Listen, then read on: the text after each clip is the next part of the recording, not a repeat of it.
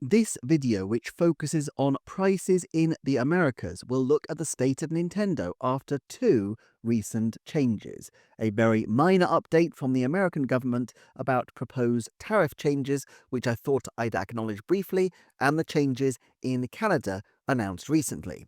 So the US had previously set what they termed reciprocal tariffs at 24% on Japan, and the new tariffs announced are 25%.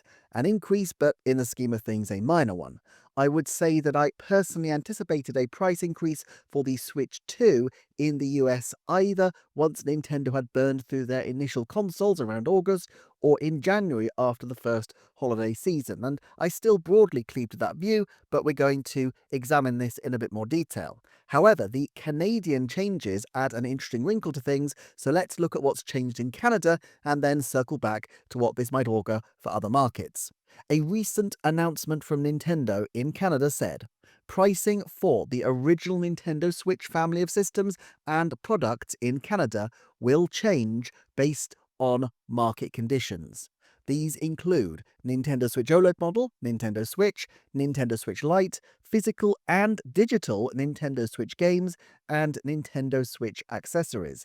Other Nintendo products, including Amiibo and Nintendo Switch Online memberships, will also experience price changes. Please note, this pricing change does not apply to the Nintendo Switch 2 system, accessories, or software. This is a pretty interesting and slightly counterintuitive choice to raise the prices of everything but the Switch 2. And again, the reason is given as market conditions, the catch-all explanation that was also used for changes to the US accessories prices back in April.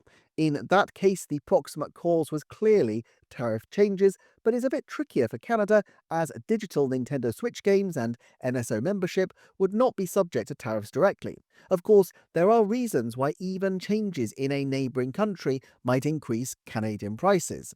Nintendo will also not want too vast a price discrepancy between their neighbouring markets, which would prove a piracy risk, and Canada's shared supply chains with the US mean that anything that causes an increase in costs along the whole supply chain will also affect Canada. For example, if logistics companies are incurring higher operational costs to import into North America generally, Canada's prices would also likely rise as a corollary. Plus, Canada's smaller and quite widely distributed population creates additional logistics issues anyway, which might need to be taken into account. There are also country-specific cost pressures, such as various Canadian states applying rules on e-waste. For example, in 2021, Ontario made a change so that manufacturers who provide and supply electronic equipment are both legally and financially responsible for their collection and end-of-life management. Individually, these costs might not dramatically affect Nintendo prices, but over time, it could become a running drag on the company's margins and therefore may contribute to a decision to eventually make this price adjustment. The choice to increase prices on accessories but to preserve the core Switch 2 price has been seen twice now, though, from Nintendo in recent times, as they focused on accessory prices increasing in the US in April as well, and as a strategy it really does make sense. Nintendo always aims to make some amount of profit on their consoles, but realistically, the margins on the accessories and games will always be far higher. In the case of NSO especially, a price increase has long been expected to keep up simply with inflation, if nothing else, and I kind of feel like the decision to tack it onto this announcement feels like a case of better to be hung for a sheep as a lamb. After all, if they're planning an increase anyway, they may as well announce these increases together. I would say this solidifies the likelihood of Nintendo Switch Online price rises in other territories in the next 18 months.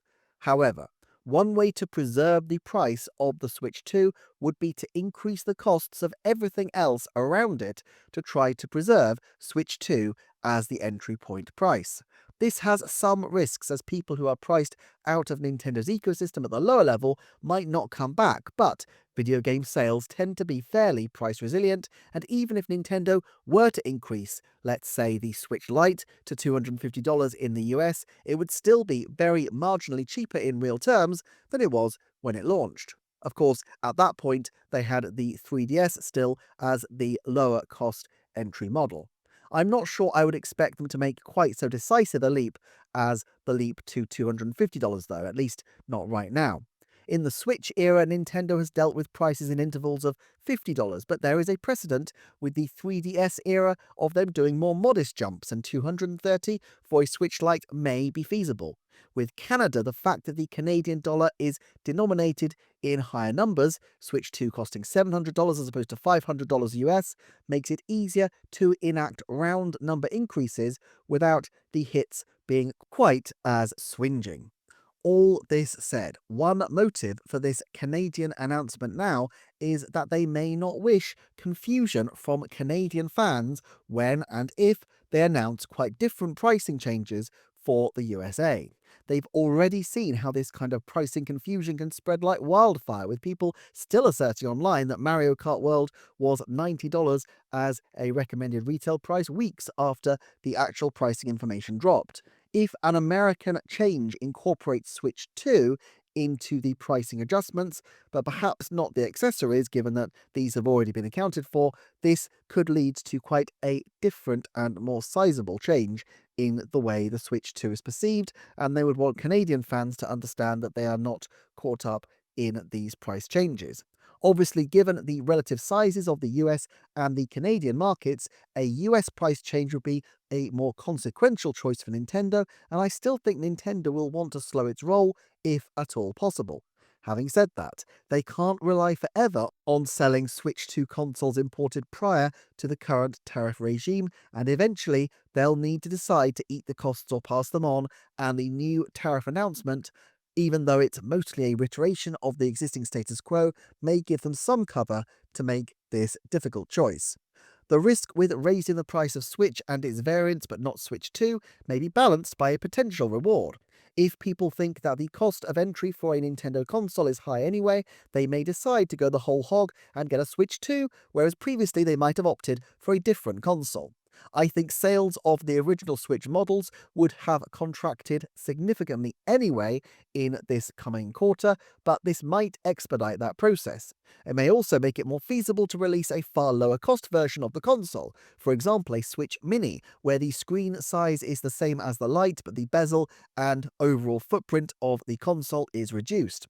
I'm not sure they could go much smaller than the Switch Lite in terms of screen size if they tried to replicate the screen size of the new 2DS XL, which was about the size reduction of the Switch to Switch Lite all over again. I suspect some games with small text size, I'm thinking of Fire Emblem Three Houses, would become borderline unplayable. Then again, it must be said that they've always been willing to shrug their shoulders for some incompatible features. Super Mario Party hadn't been out a year when the Switch Lite launched, with some minigames not even accessible on the Lite model console.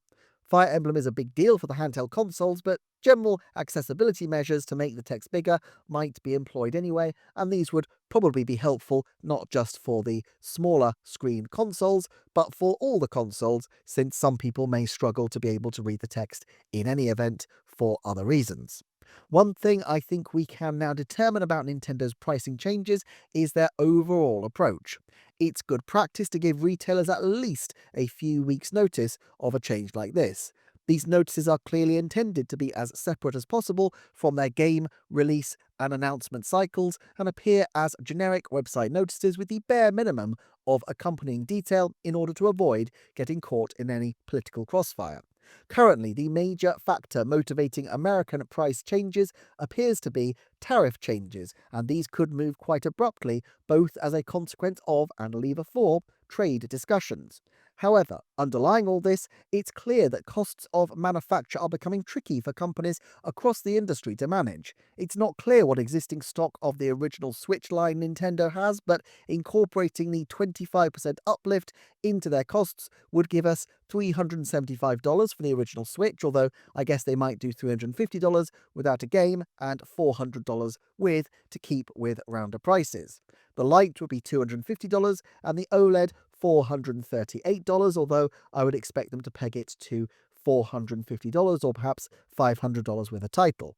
Of course, if they choose to hold the Switch 2 price down, at least until January, that would make for an odd marketplace, though the logical next step for Switch 2 might be $550 and $600 for the two packs with a game and without a game, not in that order, although this would still involve Nintendo absorbing some of the import costs themselves.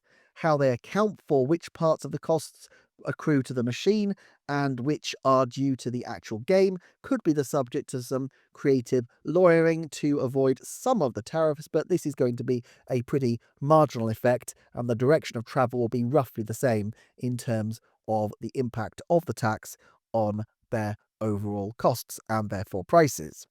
If they do this change, would Nintendo bump up the consoles all at once or do it serially? Do they need to launch the new prices of Switch and Switch 2 at the same time? Well, raising the original model might be a bit of a Pyrrhic victory if it incentivizes more Switch 2s to be bought where the margins are poorer and the console is already in shorter supply. Yes, they want people on their systems, but Switch is as good a stepping stone for now as Switch 2 in many respects. Therefore, I am inclined to think that they will raise prices altogether. The question is only when. With Switch 2 selling well globally, Nintendo is struggling to meet demand as it is, so against this backdrop, a price rise is survivable for their purposes.